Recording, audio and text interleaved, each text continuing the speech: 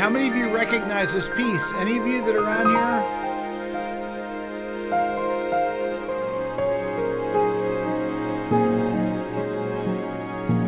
You gotta be a real old schooler to know this.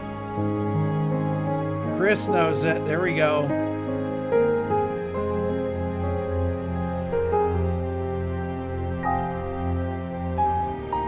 This is from one of my old videos.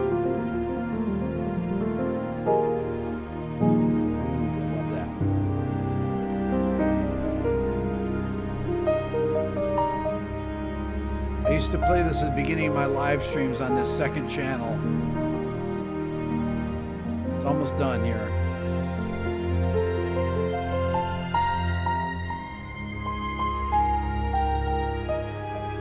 I forget what the name of the video was called.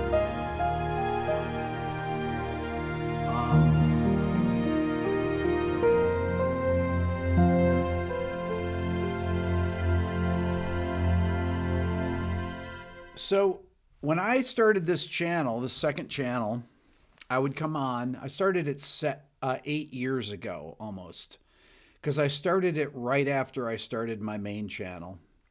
And I used it, I would come on at this time of night, 10 p.m., to actually brainstorm ideas for the main channel. And I only told people about it, only the people, I probably...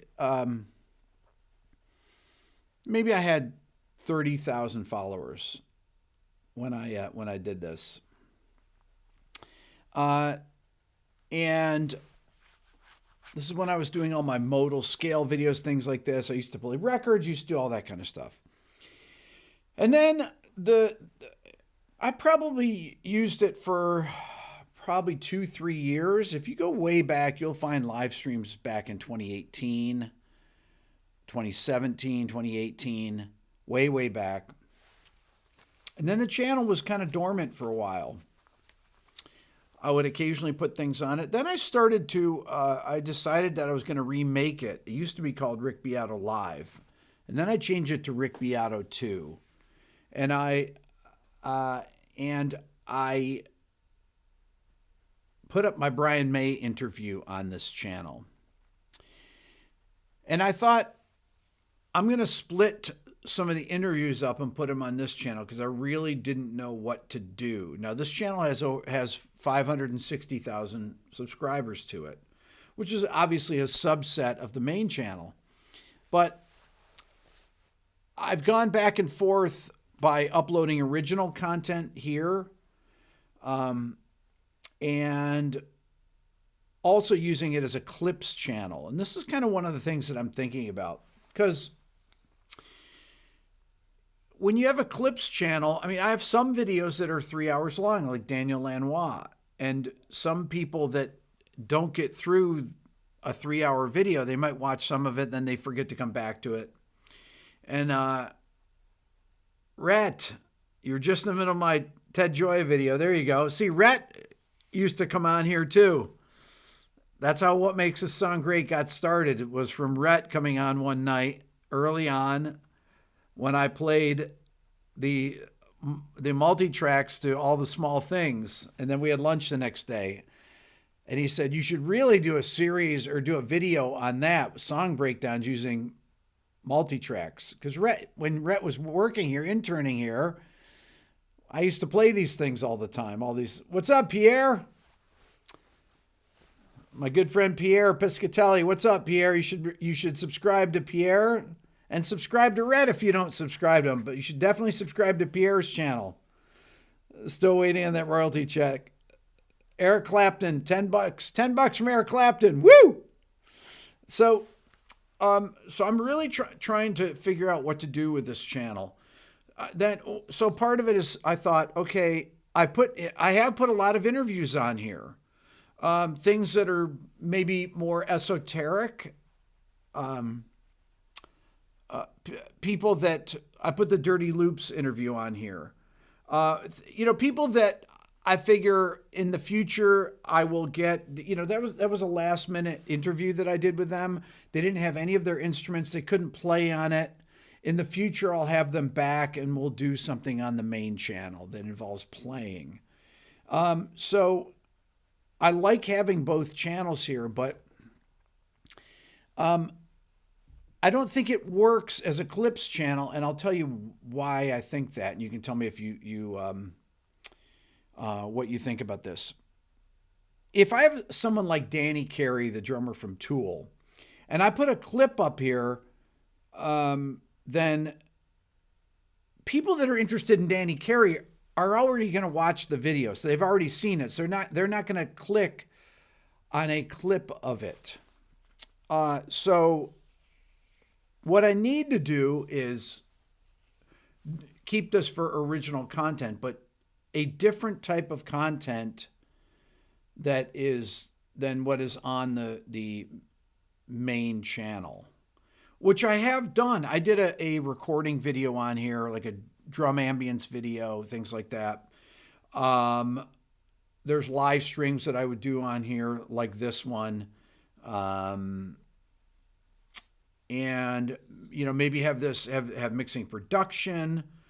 So somebody just asked this, what is the main focus of this channel? Well, this is kind of why I'm on here tonight. String Theory says, why don't you experiment more with this channel? Do more experimental content. You think straight gold with new stuff. I think that's just an extension. Ain't the best option.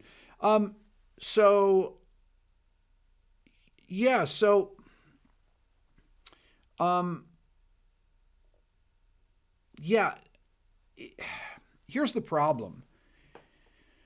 Because it says Rick Beato 2, when I put out a video on this channel, it goes out to people and they think that it's on channel 1.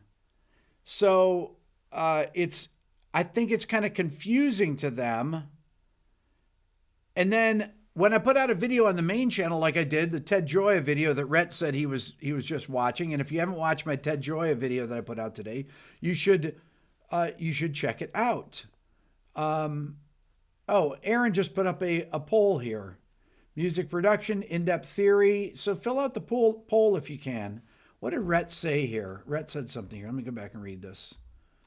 Rhett said, I feel like clips should be on Beato clips. Wait, I thought you said something else on here. Yeah, definitely maybe use this as a way to make videos like your OG deep dives on topics like theory, gear, production, etc. Yes, that's, to me, that is, I think that's right, Rhett. More of a deep dive channel.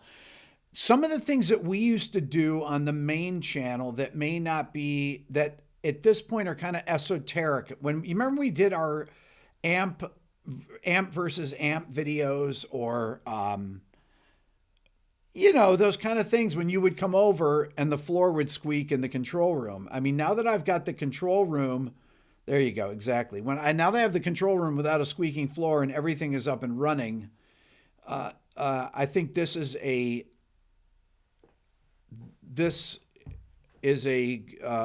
perfect place to put stuff like that.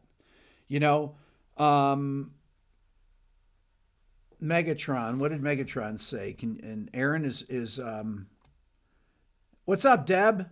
Historically, I think I thought channel 2 was channel 1. I know, right? Wait, what is this thing that Megaton, genres explained? I'm not sure what that means. What does that mean? Somebody asked when the Brendan O'Brien video is going to drop. Well, the Brendan O'Brien video is about 4 hours long. I'm not going to shut it down, Bruce. We're about 2.5 hours into the edit. It's probably a 4-hour video, but it probably end up being a 3.5-hour video. It is fascinating, though. Man, it's amazing. How many of you know Brendan O'Brien? Let's see. Alexandra says, this is what would be nice here. Deleted scenes, long cut B-sides of your interviews. Get back to what makes us sound great with unknown artists you like and strange things. Rhett, you're stoked for the interview. It's really fascinating, Rhett. Wow. I was going through some of it today. We had a lot of stuff going on. We're working on the Billionaire record today. GL was in all day. Mike is in town this week, Rhett. Maybe you should come by or something. Um, let's see, what type of content we like to see here? In-depth music theory, music production, experimental video ideas, clips from interviews. Boy, that's pretty, Aaron, is there a way that you can record that? Does it save those things, or do I need to screenshot that? Pierre says, maybe a totally different channel name would help. Sometimes I missed the number 2, thinking it's on the main channel. Love the idea of making your second channel, nerdy deep dive stuff. Okay, it can easily be changed. For example, what would be the channel name? What would be a better channel name for this? I'm taking suggestions. Think of it, Rick Beato too, as the in-depth gets serious about music creation as sort of Rick University. I took a class on music theory last year. A lot of it was formative. Let's see here. Everything music. Rick Beato. That's pretty funny, Megatron. I like that. In-depth with music with Rick Beato. In-depth with Rick Beato. Okay. Alan, we love your music. Focus on presenting your own music for us, like when you do those pieces, exploring modes, but expand upon it. Let's see here. Wait, you remember Brendan played in a band called Pranks at my high school in the 70s? Is that possible? Yeah, I guess it is possible. I played in bands in the 70s. Rick Beato dives. 8-minute acts. What's up, man? What's up, Mark? Didn't this used to be late night back when there were 30 of us? Exactly. Rick Beato. Let's see here. I just subscribed to channel 1. Didn't know there was another. Didn't know there was another one. Rick Beato in depth. Clips came in last at 12%. Okay, so clips are out. Aaron just texted me and he said clips came in last. Okay. No more clips. Rick's Deep Vault. Rick's Deep Vault. Okay. Wait, does it save all these things? It does, right? Aaron, does it save all this stuff? I can't remember. Beato's Basement. There will be Rick Beato 3. Will there be Rick Beato 3? Yeah. Clips should be its own channel, Rhett says. Deb, clips don't butter my muffin for some reason. Let's see. Hold on. Aaron says what? Here, hold on. Does it save this stuff? Yes, it does. Okay, good. Rick Beato. Okay. I wear so many professional music hats. The chat will be safe for reference. Thank you, Dan. Beato and the Beast. I like that. Rick Beato Production Reduction. Beato Mania. Rick Beato Reels. I like that. The Beatdown. Never Gonna Let You Go. Still my favorite video. Let's see. Make this channel reacting to best song for each year, 1959 to the present. The Beato Show.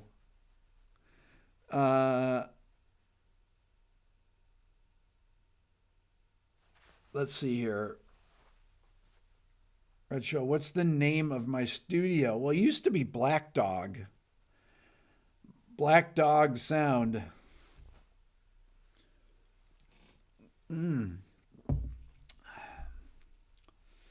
Let's see here.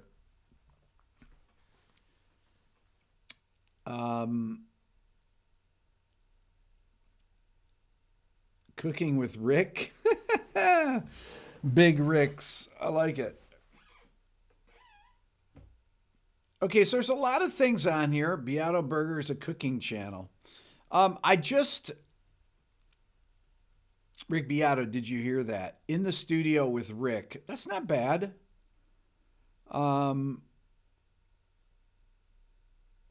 Jeff Mackerlane. What's up, Jeff? Subscribe to Jeff, too. Jeff Mackerlane, my friend. I really enjoy your analysis of classical music. I want to do more analysis of classical music. There's so many different things to do.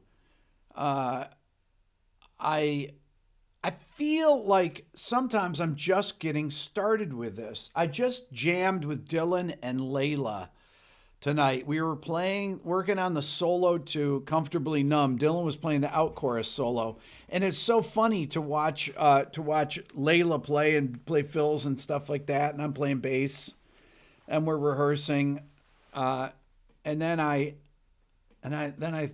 finish up, and I was like, oh, I want to go on live on the second channel. I need to ask people what this second channel is going to be. So I have some other things that I want to put on here that I haven't put out yet. I have a bunch of videos that I want to put on here, but the some of the stuff that I want to do, I want to reintroduce some of the early pieces that I had and write some more things. Oh, look at what Aaron just did. He just pasted that thing up there. The Beato bundles on sale, late night sale. Oh, this is a great feature. I've not seen this. I like it in white, Aaron. It says late night sale. This is the Beato bundle sale he just put up there. $89 for all four of my courses together. You know, this is really interesting. Some of the things that Ted Joy and I were talking about. If you haven't watched my interview with him that came out today, you should check it out, because he's talking about he talks about a lot of different topics. Ted is one smart guy. Ted has what does he have? A degree in English and philosophy from Stanford, and then he went to Oxford and got a degree. No, he got a degree in Oxford in philosophy and economics from Oxford. Then he went back and got his MBA from Stanford and worked in the Silicon Valley. I mean, and is a jazz pianist. I think he started out as a music major. He's a fascinating guy, an incredible writer on music, but he's a futurist too.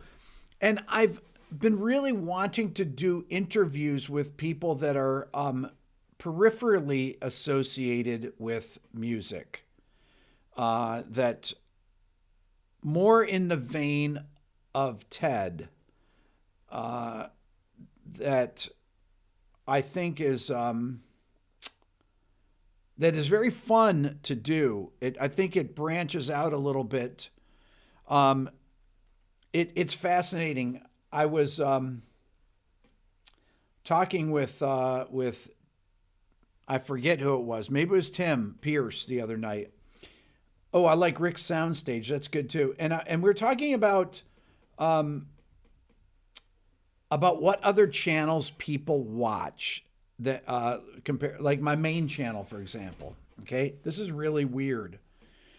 So I'm going to tell you these channels. I don't even know these channels. These are other channels that people watch that watch my main channel. Okay, this is kind of interesting because you would think it's other music channels, but it's really not.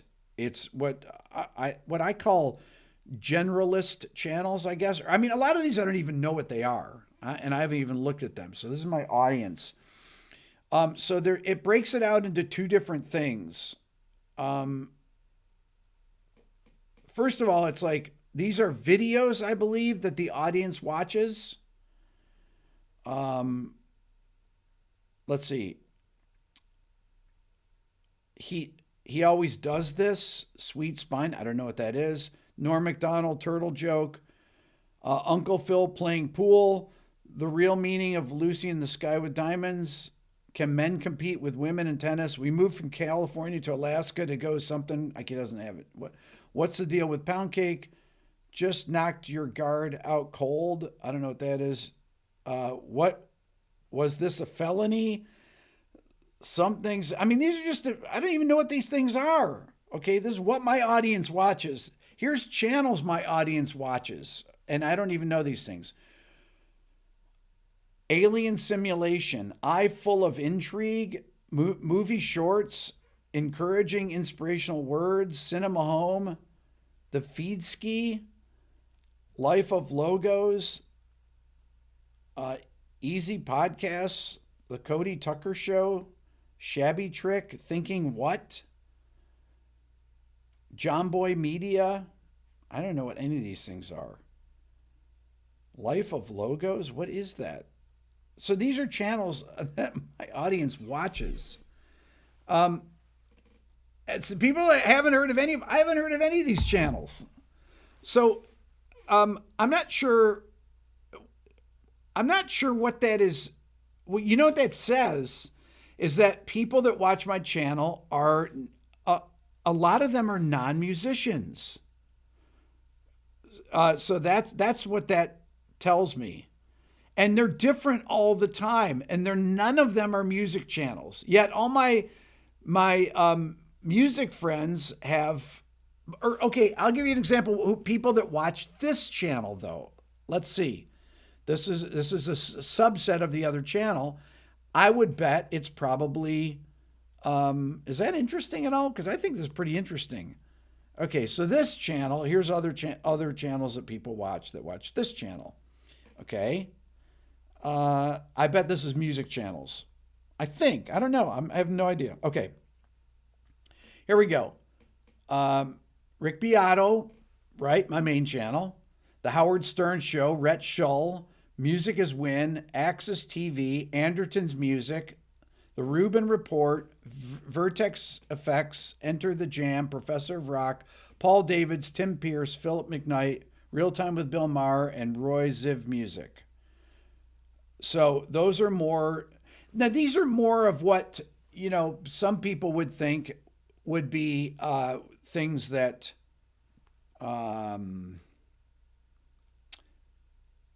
Okay, audience watches actual videos. Jeff Daniels, Shocks Kelly Clarkson. This guitar can sound like anything. Ringo talks about how the Beatles something doesn't finish it. Mike Tyson is terrifying ahead of Jake Paul. Why I never play my John Mayer Stratocaster as a Rhett video. Sammy Hagar meets his hero Roger Daltrey.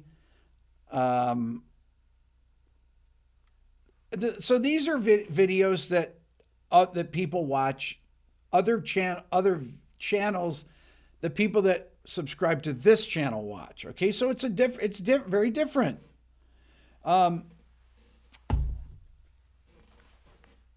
Let's see here. I need guitar repair related videos. Second channel can focus on more music production. So I have some music production things going on. So I am producing some things right now,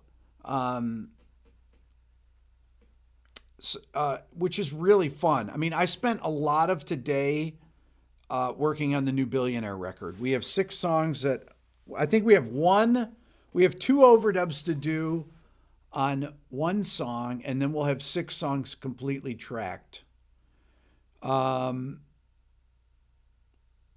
Which is great. And then we're gonna have to start on the next bunch. Why don't you do a live from Daryl's house type deal where you play with musical guests? This is interesting. So I have a kind of a theory of playing with guests. And my theory of playing with guests is that I don't play with guests. I think that it sounds I think it's pretentious for me to play with people that are here.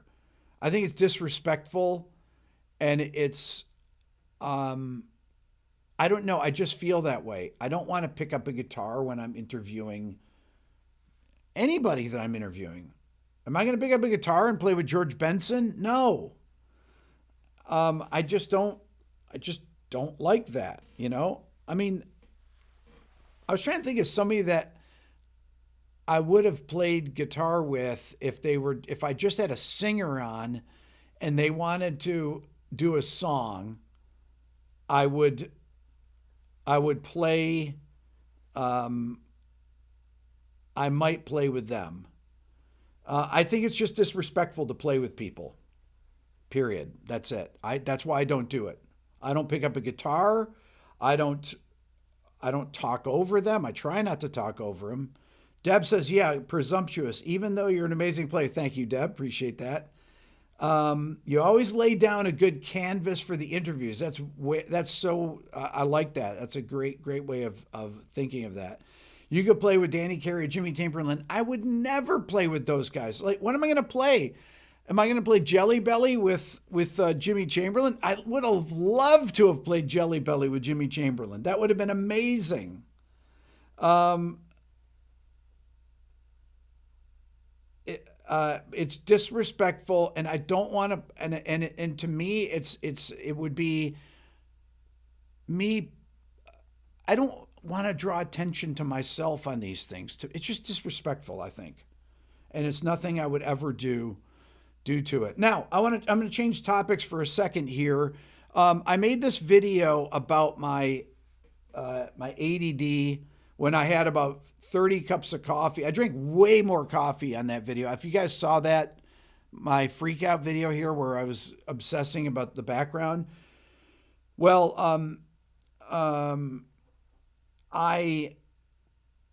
in my TED interview, I debuted my new setup.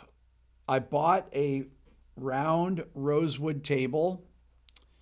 Is that the Rick Graham? What's up, Rick? Good to see you. I saw your post today on Instagram. I'm glad to hear that you're doing okay. So I bought this round table that I actually bought it for the Brendan interview. And I'm filming this way into the control room. And one of the reasons is that I want to do a shot more like a proper interview, over the shoulder shot, so that I can see the person's entire face and see my face. I think it's really important to do that. But to do that, I didn't want that amp wall in the back. It's so distracting. I wanted to see the deep reds of the wall back there that's kind of lit, so it doesn't overtake their head. So I felt like I've been limited by the shots I can have. I brought the pump organ back in here. It used to be over there, and it looks really rich in the shot. Keith says, just pull the trigger on the bundle. Been playing for years. I'm just not that good at it. I want to get better at 50 years old. Love both channels. Keep doing what you're doing. Thank you, Keith. Really appreciate that. The bundle's on sale, $89. That's my 4 courses. It helps you become a better musician and also understand what I'm talking about a bit more too when I talk about things. One of the things about the amp wall as well is that since I'm doing more production now, and this is going to go with the thing that Rhett and I were talking about earlier.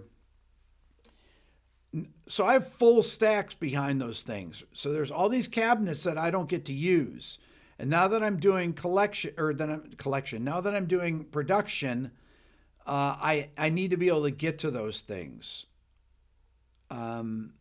So I'm going to be doing more recording videos.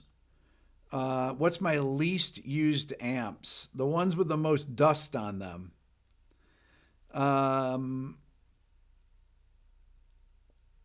Interview for Shanti and Flea would be beautiful. I'm working on it. So I'm going to go through this thing. I can see now that the clips are not a thing that people are interested in. So I won't do that. Here's a question. What's your proudest interview? Keith Jarrett. I don't like to think of it as proud. I don't think of things in that way. I'd like to think of it as my most meaningful interview to me. I think that I like to think that I've put the same energy into every interview. And they're not interviews, they're conversations. An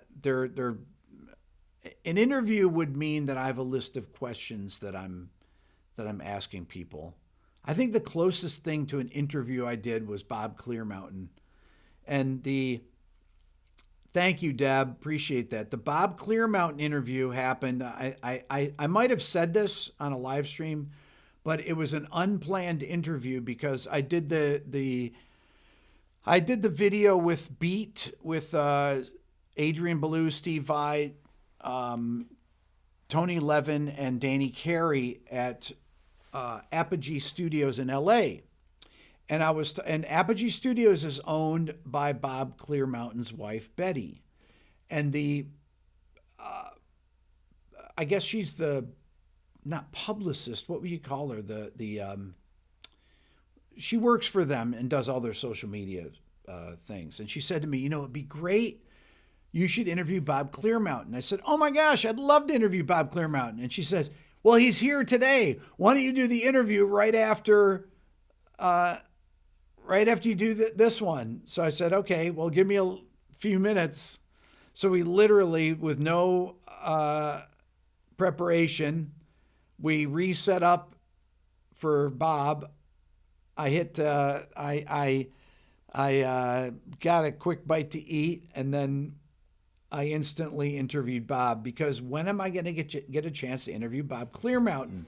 If you don't know who Bob Clearmountain is, Bob Clearmountain invented mixing, and he's a absolute genius. Not only did he invent mixing, you know what he invented that helped a lot of mixing engineers is he invented getting 1 point for a record. Etienne, any plans in the works to interview Getty and Alex? I would love to interview them. I don't know how to get to them.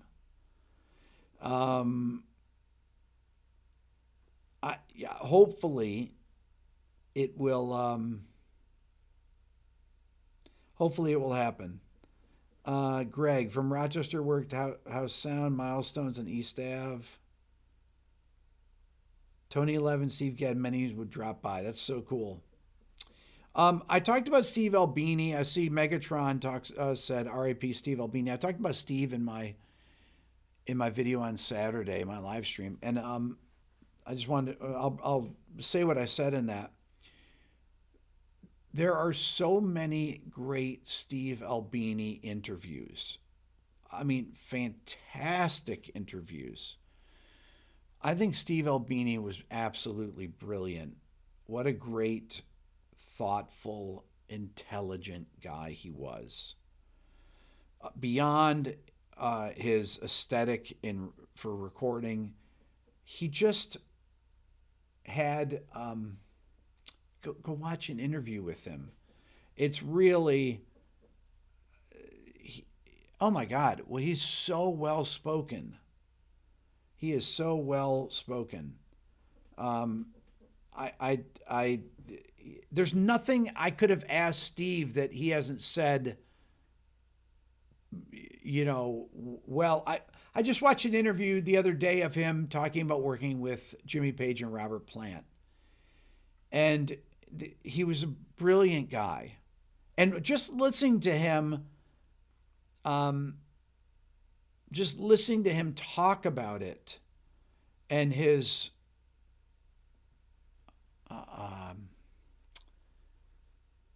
he really had these ideals that he lived up to, and I totally respect that. And tribute to David Sanborn. David Sanborn just passed yesterday. What a genius, brilliant guy. I'm not doing any more of the streams when people pass away. First of all, it's I explained this the other day. The streams, when I play music to honor them, the streams get demonetized, and the freaking record labels make money off these streams, and it's outrageous. It's really outrageous. So I really, and to me, honoring these people without playing their music is wrong. So I'd rather, I just don't want to do that, and have people have the record labels benefit from the videos. So there you go. That's my theory on that, about not making videos when people pass away like that. I'm gonna go through the comments here. There's a lot of great comments on here. Thank you so much for the super chats. I hope I didn't miss any. If I did, I really appreciate it. You guys are amazing. I'm going to take into account everything that was said here.